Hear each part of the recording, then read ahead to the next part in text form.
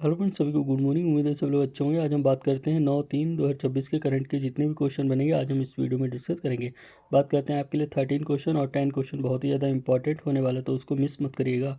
बात करते हैं, अगर आप हमारे चैनल पीएसबी परीक्षा माड़ी पर नए हैं तो प्लीज़ इसको सब्सक्राइब और शेयर जरूर कर दें। बात करते हैं, हम ज़्यादा टाइम ना वेस्ट करते हैं, बात करते हैं कि team India T20 world cup जीत गई। अगर आप क्रिकेट प्रेमी हैं तो हमें कमेंट में जरूर मेंशन करें, और सभी को, देशवासी को बहुत बहुत शुभकामनाएं। बात करते हैं, ज़्यादा टाइम ना वेस्ट करते अपने क्वेश्चन की दुनिया में प्रवेश करते हैं। तो बात करते हैं अपने फर्स्ट क्वेश्चन की ओर। बहुत ही ज़्यादा मोस्ट इंपॉर्टेंट क्वेश्चन है जो आपके सीधे एग्जाम में बन सकते हैं। तो बात करते हैं, भारत के किसी कार्यात्मक परमाणु ऊर्जा संयंत्र की प्रमुख बनने वाली पहली महिला कौन बनी है। तो बात करते हैं इसका हम RM नचमन्नी, जो कि इसकी सी ऑप्शन बिल्कुल करेक्ट होगा, जो पहली महिला बनी है परमाणु ऊर्जा संयंत्र की।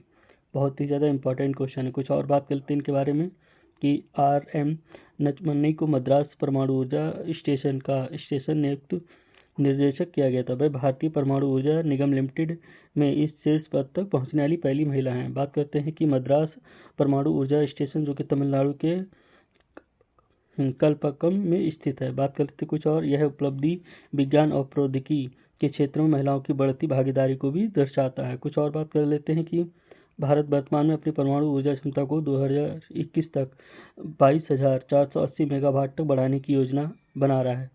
बात कर लेते हैं अपने अगले क्वेश्चन की ओर। क्वेश्चन नंबर सेकंड, बात करते हैं प्रतिवर्ष अंतर्राष्ट्रीय महिला दिवस किस तिथि को मनाया जाता है। तो बात करते हैं अंतर्राष्ट्रीय महिला दिवस, जो कि 8 मार्च को मनाया जाता है। बात करते हैं कुछ और कि वर्ष 2026 की थीम क्या थी। तो right, justice, action for all womens रखी गई थी। बहुत ही ज़्यादा मोस्ट इंपॉर्टेंट ये क्वेश्चन है, पूछा जा सकता है आपके एग्जाम में। बात करते हैं कुछ और, इस दिन का उद्देश्य महिलाओं की सामाजिक, आर्थिक और राजनीतिक उपलब्धियों का जश्न मनाना है। पहली बार आधिकारिक तौर पर संयुक्त राष्ट्र ने इसे 1970 में मान्यता दी थी। बात कर लेते हैं कुछ और, भारत में 13 फरवरी को राष्ट्रीय महिला दिवस सरोजिनी नायडू की जयंती पर मनाया जाता है। भारत के लिए पूछे तो 13 फरवरी को, और अंतर्राष्ट्रीय पूछे तो 8 मार्च लगाइएगा। बात करते हैं 8 मार्च को ही, हाँ, अस्थिमा प्रोजेक्ट के तहत भारत में 250 स्थान पर खेल प्रतियोगिताओं का भी आयोजित किया गया था। माफी चाहेंगे। तो बात करते हैं अपने अगले क्वेश्चन की ओर। क्वेश्चन नंबर 13, हाल ही में रायसीना डायलॉग 2026 के 11वें संस्करण में मुख्य अतिथि कौन बने थे। तो बात कर लेते हैं अलेक्जेंडर स्टब्स। ऑप्शन बी बिल्कुल इसका करेक्ट ऑप्शन होगा। कुछ और बात करते हैं इनके बारे में। अलेक्जेंडर स्टब्स फिनलैंड के राष्ट्रपति हैं, जो कि PM नरेंद्र मोदी के निमंत्रण पर भारत आए थे। बात कर लेते हैं कुछ और, रायसीना डायलॉग 2026 की थीम संस्कार, दावा और समायोजन उन्नति है। बात करते हैं, रायसीना डायलॉग भू राजनीतिक और भू अर्थशास्त्र पर भारत का प्रमुख सम्मेलन है, और फिनलैंड हाल ही में नाटो का 31वां सदस्य बना है, जो भारत के लिए रणनीतिक रूप से बहुत ही महत्वपूर्ण माना जाता है। बात करते हैं अपने अगले क्वेश्चन की ओर। क्वेश्चन नंबर 4, खेलो इंडिया ट्राइबल गेम्स 2026 का आयोजन किस राज्य में किया गया है। तो बात कर लेते हैं, खेलो इंडिया ट्राइबल्स गेम बहुत ही ज़्यादा मोस्ट इंपॉर्टेंट है, और किस राज्य में शुरू करा गया है, जो कि इसका सही ऑप्शन होगा वो छत्तीसगढ़। बिल्कुल सी ऑप्शन बिल्कुल करेक्ट होगा। कुछ और बात कर लेते हैं कि यह खेल 25 मार्च से 6 अप्रैल 2026 के बीच छत्तीसगढ़ में आयोजित होंगे, और इस आयोजन का आधिकारिक शुभंकर, मास्कॉट और मोरबीर है। बात कर लेते हैं, इस खेल में 7 प्रमुख पारंपरिक और आधुनिक खेलों को भी शामिल किया गया है। कुछ और बात करें, इसका उद्देश्य जनजातीय क्षेत्रों की खेल प्रतिभाओं को राष्ट्रीय मंच पर लाना है। बात करते हैं कुछ और, छत्तीसगढ़ अपनी समृद्ध जनजातीय संस्कृति के लिए भी जाना जाता है, और बस्तर जैसे क्षेत्रों में खेल बुनियादी ढांचा विकसित किया भी जा सकता है। बात कर लेते हैं अपने अगले क्वेश्चन की ओर। क्वेश्चन नंबर 5, हाल ही में किस देश ने दुनिया में पहली बार फॉक्सिंग रोग के लिए स्टेम सेल उपचार को मंजूरी दी है। तो बात कर लेते हैं, जापान ने इसके उपचार के लिए मंजूरी दी है। बात कर लेते हैं, जापान के स्वास्थ्य मंत्रालय ने पार्किंसन के इलाज के लिए IPS, ठीक है, सेल के उपयोग को मंजूरी दी है। बात कर ले कुछ और, पार्किंसन एक तंत्रिका तंत्र संबंधी बीमारी जो गति और संतुलन को प्रभावित करती है। यह उपचार क्योटो विश्वविद्यालय के शोधकर्ताओं द्वारा विकसित किया गया है। स्टेम सेल के माध्यम से मस्तिष्क की डैमेज कोशिकाओं को फिर से जीवित करने का प्रयास किया गया है। बात कर लेते कुछ और हम कि जापान स्टेम सेल अनुसंधान के क्षेत्र में बहुत ही जल्दी उन्नति करने वाला है। बात कर लेते हैं अपने अगले क्वेश्चन की ओर। क्वेश्चन नंबर 6, मार्च 2026 में जारी रिपोर्ट के अनुसार कौन सा हवाई अड्डा best airport and arrivals globally चुना गया है। तो बात कर लेते हैं, बहुत ही ज़्यादा मोस्ट इंपॉर्टेंट क्वेश्चन है, तो इसका हम बी ऑप्शन बिल्कुल सही होगा। बात करें मंगलुरु अंतर्राष्ट्रीय हवाई अड्डा। कुछ और बात कर लेते हैं कि एयरपोर्ट्स काउंसिलिंग इंटरनेशनल ने यह पुरस्कार हवाई अड्डा गुणवत्ता के आधार पर दिया है। तो बात कर लेते कुछ और, मैंगलोर एयरपोर्ट ने लगातार दूसरे वर्ष यह प्रतिष्ठित पुरस्कार अपने नाम किया है। यह पुरस्कार यात्री सुविधाओं, सफाई और आगमन प्रक्रिया की क्षमता के लिए दिया जाता है। मैंगलुरु एयरपोर्ट कर्नाटक राज्य के तटीय क्षेत्र में स्थित है।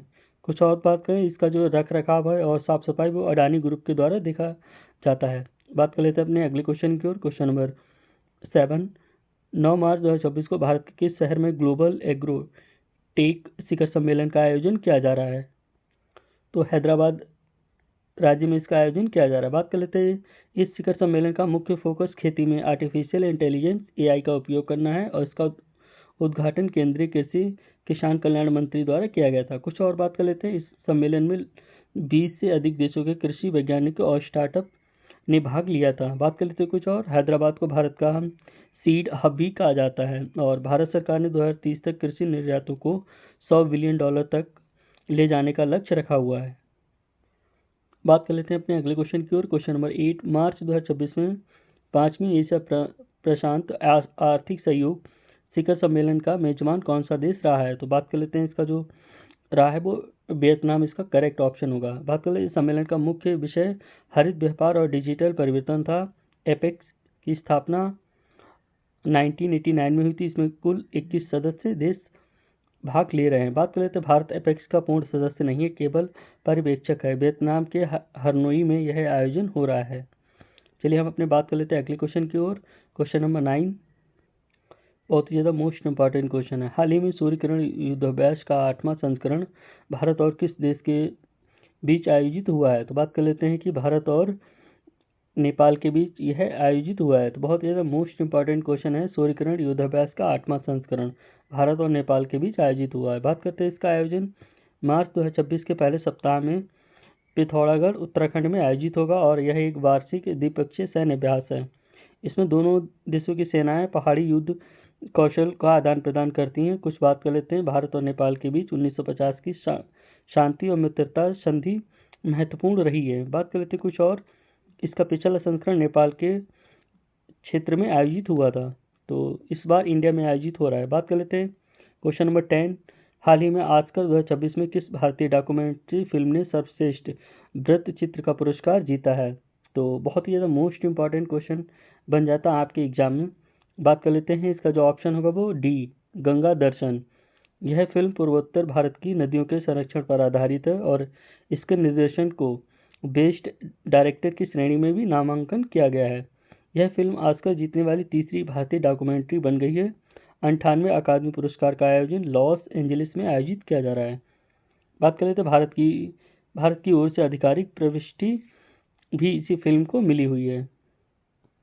बात कर लेते अपने अगले क्वेश्चन की ओर। क्वेश्चन नंबर 11, 9 मार्च 2026 को सुप्रीम कोर्ट ने निजता के अधिकार के तहत किस नए कानून की व्याख्या की है? तो बात कर लेते हैं कि इसका बी ऑप्शन बिल्कुल करेक्ट हुआ, डिजिटल विस्मृति का अधिकार। तो कुछ और बात करें, कोर्ट ने कहा कि पुराने डिजिटल रिकॉर्ड्स को हटाने का अधिकार व्यक्ति की निजता का हिस्सा है। यह फैसला संविधान के अनुच्छेद 21 जीवन का अधिकार के तहत लिया गया है। बात कर लेते कुछ और, भारत ने digital personal data protection act, जिसको हम बोलते हैं DPDP 2023 को पहले ही अधिसूचित कर दिया है। बात कर लेते कुछ और कि यूरोपीय संघ EU में यह कानून GDPR के तहत पहले से ही मौजूद है। कुछ और बात कर लेते हैं, जस्टिस DY चंद्रचूड़ की अध्यक्षता वाली पीठ ने इसकी विस्तृत व्याख्या की थी। बात कर लेते हैं अपने अगले क्वेश्चन की ओर। क्वेश्चन नंबर 12, ICC महिला T20 विश्व कप 2026 का आयोजन किस देश में शुरू हुआ है? तो बात कर लेते हैं कि इसका जो आयोजन है वो इंग्लैंड में शुरू हुआ है। ये महिला T20 वर्ल्ड कप की बात हो रही है। बात कर लेते हैं, मार्च 2026